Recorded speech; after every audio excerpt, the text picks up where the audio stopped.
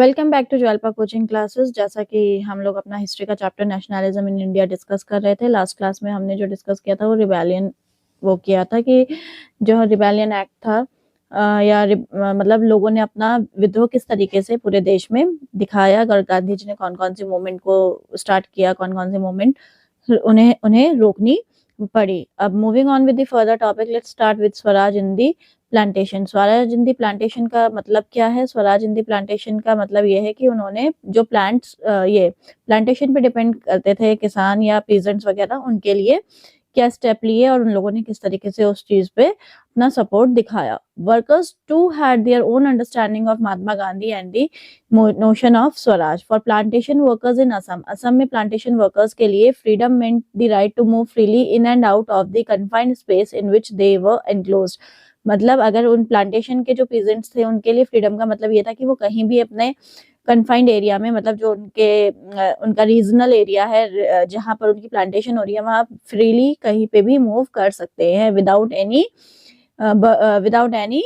मतलब कोई उनके लिए रोक टोक ना हो वहां पर। ये उनके लिए फ्रीडम का मतलब था और उन्होंने भी अपनी सहमति जो है नोशन ऑफ स्वराज के लिए जताई। उन्होंने भी गांधी जी को सपोर्ट करने का निर्णय लिया था। It meant retaining a link with the village from which they had come. Under the Inland Immigration Act of 1859, plantation workers were not permitted to leave the tea gardens without permission. उससे पहले क्या rule था जो government ने उनके impose किया था उनपे 1859 के एक्ट में? वो ये था कि वो अपने टी गार्डन से विदाउट परमिशन मूव नहीं कर सकते। मतलब जो वर्कर्स वहाँ काम कर रहे हैं उनका कोई ऐसा टाइम बंधा हुआ नहीं था कि 10 से 5 करना है, या जो एक टाइम शेड्यूल होता है उस तरीके से वो बॉन्डेड नहीं थे। उनको जब परमिशन मिलेगी only then they have to leave those tea gardens. और वो ये सब नहीं चाहते थे, वो चाहते थे फ्रीली वो इन एंड आउट कर सके अपने ट्री प्लांटेशन से। In fact they were very rarely given such permission, और उन्हें ये परमिशन मिलती भी नहीं थी, बहुत रेयर कंडीशन में उन्हें परमिशन मिलती थी। When they heard of the non cooperation movement, thousands of worker डिफाइड the authorities, left the plantation and headed home. जब उन्हें नॉन कॉपरेशन मूवमेंट के बारे में पता चला तो उन्होंने अपना प्लांटेशन छोड़ा और इस मूवमेंट को ज्वाइन करने के लिए वो अपने घर की तरफ बढ़ चले। They believe that Gandhi Raj was becoming and everyone would be given land in their own villages. उनको ऐसा लगता था गांधी राज अब स्टार्ट होने वाला है, गांधी जी जो सबको है न्याय दिला के रहेंगे और जिसकी जो जमीनें हैं उनको उनके गांव में मिल जाएंगी। They however never reach their destination, लेकिन वो कभी अपनी डेस्टिनेशन तक पहुंचे नहीं, वो बात अलग थी। Standard on the way by a railway and steamer strike, they were caught by the police and brutally beaten up. वो जिस मूवमेंट को ज्वाइन करने के लिए अपने घरों की तरफ बढ़े थे वो अपने डेस्टिनेशन तक नहीं पहुंचे थे, और क्योंकि रेलवे और स्टीमर स्ट्राइक हो गई थी तो इस वजह से उन्हें पुलिस ने पकड़ा और बहुत बुरी तरीके से उन्हें मारा। The visions of these movements were not defined by the Congress program. They interrupted the term in their own ways. Imagination be a time of when all suffering and all troubles would be over. उन्हें लगा था कि they are interpreted with the term Swaraj in their own ways, मतलब हर किसी को स्वराज अपने हिसाब से चाहिए था। Imagining it to be a time when all suffering and all troubles would be over. और कब का टाइम था? जब सारी सफरिंग्स और सारे ट्रबल उनके ओवर हो जाए। That means we have attained the Swaraj. Yet when the tribals chanted Gandhiji's name and raised slogan स्वतंत्र भारत, और जो लोग थे यानी ट्राइबल्स थे उस टाइम पे, उन्होंने स्लोगन बनाया स्वतंत्र भारत का, मतलब कि हमें अब भारत की आजादी चाहिए, हमें इंडिपेंडेंट इंडिया चाहिए। They were also emotionally relating to an all India agitation when they acted in the name of Mahatma Gandhi or linked their movement to that of the Congress। और जब उन्होंने महात्मा गांधी को ज्वाइन करने की कोशिश की, they were identifying with a movement which went beyond the limits of their immediate locality, और वो जो मूवमेंट थी वो उनकी इमीडिएट लोकेलिटी से बहुत ऊपर की थी। At Chauri Chaura in Gorakhpur, a peaceful demonstration in a bazaar turned into a violent clash with the police। Chauri Chaura वाला घटना सबको पता है, उसी की वजह से गांधी जी को अपनी नॉन कॉपरेशन मूवमेंट को बंद करना पड़ा था, क्योंकि कुछ क्रांतिकारियों ने पुलिस स्टेशन में आग लगा दी थी, जिसके बाद से वायलेंस बहुत ज्यादा बढ़ गया था। Hearing of the incident, Mahatma Gandhi called halt to the non cooperation movement. मैंने बोला था कि उसकी वजह से गांधी जी को नॉन कॉपरेशन मूवमेंट को बंद करना पड़ा था।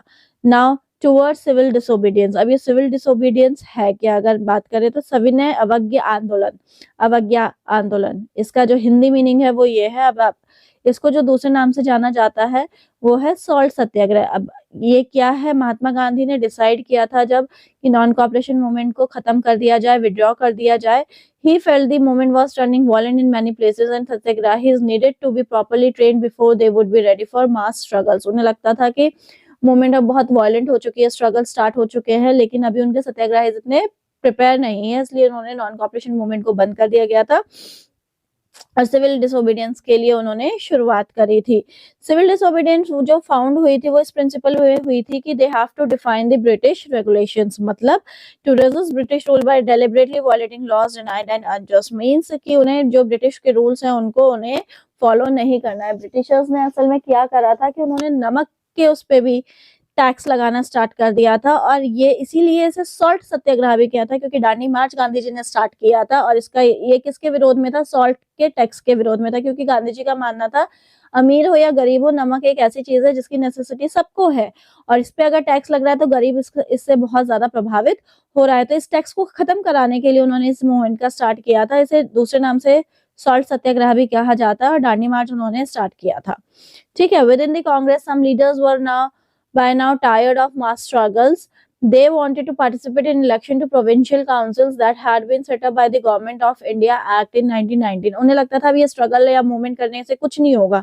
कुछ थे कांग्रेस में भी ना लीडर्स, तो उनको लगता था अब इसका कोई फायदा नहीं है, हम लोगों को भी पॉलिटिकली इसमें इन्वॉल्व होना पड़ेगा, इलेक्शंस में पार्टिसिपेट करना पड़ेगा, तब जाके हमारे देश की स्थिति में कुछ सुधार हो सकता है कि अगर सत्ता हमारे हाथ में आती है।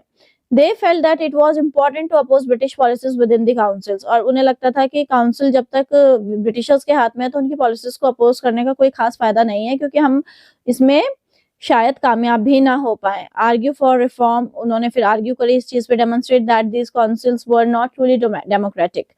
CR Das, Motilal Nehru, they have combined and formed a party which is Swaraj Party within the Congress to argue for a return to council politics. ठीक है, but younger leaders like Jawaharlal Nehru and Subhash Chandra Bose presses for more radical mass hesitation and for full independence, मतलब वो partnership वाली वो नहीं चाहते थे कि कुछ परसेंट इंडियंस उसमें काउंसिल में Partey, they were the youth, they were the youngsters, so they demanded for the full independence. In such a situation of internal debate and dissension, two factors again shaped Indian politics towards the late 90s, और ये अलग-अलग जो सुझाव थे तो इसने कहीं ना कहीं पार्टी में कॉन्फ्लिक्ट्स लाने शुरू कर दिए थे। इसका जो इफेक्ट पड़ा था वो ये था कि पहला इफेक्ट तो ये था, the first was the effect of the world wide economic depression, और सेकंड क्या था, agricultural prices began to fall from 1926 and collapse after 1930। ये दो जो इफेक्ट्स थे या फैक्ट जो ये घटनाएं घटी, इसकी वजह से ये सारे डिस्कशंस जो है होने लगे थे पार्टी के with in. As the demand for agriculture goods fell and export declined, peasants found it difficult to sell their harvest and pay their revenue. इसलिए किसानों को दिक्कत आई क्योंकि जब उनके जो वो थे एग्रीकल्चरल गुड्स थे वो एक्सपोर्ट नहीं किए गए तो उन्हें रेवेन्यू अच्छा नहीं मिला, तो वो अपना टैक्स कैसे पे करते। By 1930 the countryside was in turmoil. Against this background, the new Tory government in Britain constituted a statutory commission under Sir John Simon. अब एक और कमीशन का वो हुआ, फॉर्मेशन हुई, set up in the response to the nationalist movement. The commission was to look into the functioning of the constitutional system in India and suggest changes. और इस वो किसके, जॉन साइमन के अंडर बना वो काउंसिल, और उसमें उसका जो मेन फंक्शन था वो कॉन्स्टिट्यूशनल सिस्टम को देखना था इंडिया में और उसमें अगर कोई चेंजेस की जरूरत थी तो वो बताना था। The problem was that commission did not have a single Indian member, और इसमें प्रॉब्लम ये थी कि जो ये कमीशन फॉर्म्ड हुआ था इसमें कोई भी सिंगल इंडियन मेंबर नहीं था। दे वर ऑल ब्रिटिशर्स, वो सारे ब्रिटिशर थे, तो इन्हें क्या पता कि इंडिया की इकोनॉमी के लिए, इंडिया की ग्रोथ के लिए क्या चेंजेस फॉलो किए जाएंगे या कहाँ हम उसको मतलब क्या चेंजेस हम कर सकते हैं। तो ये तो पार्ट 1 हमने डिस्कस किया कि क्या क्या हुआ था, नॉन कॉपरेशन मूवमेंट बंद हुई थी, सॉल्ट सत्याग्रह स्टार्ट हुआ था, और जो मेन जो अर्लियर लीडर्स थे वो तो पार्टनरशिप मतलब एक तरीके से काउंसिल का पार्ट बनने को तैयार हो गए थे, लेकिन जो यंगस्टर्स थे उन्हें फुल इंडिपेंडेंस चाहिए थी। और एक और कमीशन का फाउंड हुआ जो कि किसके अंडर हुआ, जॉन साइमन के अंडर, लेकिन उसकी प्रॉब्लम ये थी कि उसमें ये सारे ब्रिटिशर्स थे, कोई भी इंडियन नहीं था। अब इसका पार्ट 2 डिस्कस करते हैं। When the Simon Commission arrived in India in 1928, it was greeted with the slogan "Go back, Simon." अब ये साइमन कमीशन अपने आप में था क्या?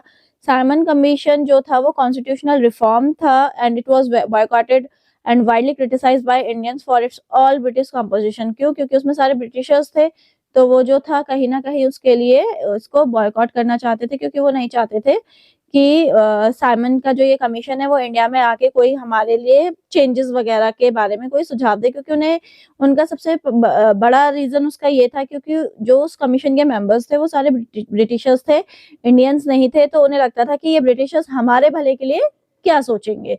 So the slogan came into the form and it was go back Simon, मतलब Simon commission को उन्होंने वापस भेजना चाहा, इसीलिए उन्होंने स्लोगन दिया go back Simon. All parties including the Congress and the Muslim League participated in the demonstration. ठीक है। In an effort to win them over, the Viceroy Lord Irwin announced, उनको जीतने के लिए, क्योंकि सारे लोग जो है इस तरीके से फॉर्म में आ गए थे, तो उनको वो करने के लिए लॉर्ड इरविन जो वाइसरॉय थे उस टाइम पे, उन्होंने अनाउंस किया a vague offer for dominant status for India in an unspecified future, round table conference to discuss a future constitution. उन्होंने कहा एक राउंड टेबल डिस्कशन होगा जिसमें इंडिया के कॉन्स्टिट्यूशन के बारे में डिस्कस किया जाएगा। This didn't satisfy the Congress leader, और इससे भी कांग्रेस लीडर जो थे वो सेटिस्फाई नहीं हुए थे। The radicals with in the Congress led by Jawaharlal Nehru and Subhash Chandra Bose became more assertive. The liberals and moderates who were proposing a constitutional system within the framework of British dominance gradually lost their influence. अब liberals और moderates जो उस constitutional system का framework बनाना चाहते थे British dominant के according, तो उन्होंने अपना इन्फ्लुएंस खो दिया था उस दौरान। In December 1929, under the presidency of Jawaharlal Nehru, the Lahore Congress formalized the demand of पूर्ण स्वराज और फुल इंडिपेंडेंस फॉर इंडिया। और जवाहरलाल नेहरू के नेतृत्व में 1929 में फुल इंडिपेंडेंस यानी पूर्ण स्वराज की घोषणा की गई। It was declared that 26 January 1930 would be celebrated as the independence day when people were to take a pledge to struggle for complete independence. But the celebration attracted very little attention. Announce हुआ, declare हुआ 26 January 1930 को कि ये day इस तरीके से मनाया जाएगा, लेकिन इसका जो सेलिब्रेशन था वो लोगों को बहुत ही कम अपनी तरफ अट्रैक्ट कर पाया। इसीलिए Mahatma Gandhi had to find a relate to abstract idea of freedom to more concrete issue of everyday life। Mahatma Gandhi ने फिर डिसाइड किया कि अब कोई और चीज इसके लिए हमें आजमानी पड़ेगी। Meeting of Congress leaders at Allahabad in 1931 में एक मीटिंग रखी गई। Apart from Mahatma Gandhi you can see Sardar Vallabh Bhai Patel extreme left में जो हैं, जवाहरलाल नेहरू एक्सट्रीम राइट में है, and Subhash Chandra Bose fifth from the right. They were gathered together and had a meeting. So आज की क्लास में इतना ही। अब इस मीटिंग का क्या रिजल्ट रहा या salt march and civil disobedient movement क्या था, ये हम डिस्कस करेंगे अपनी नेक्स्ट क्लास में।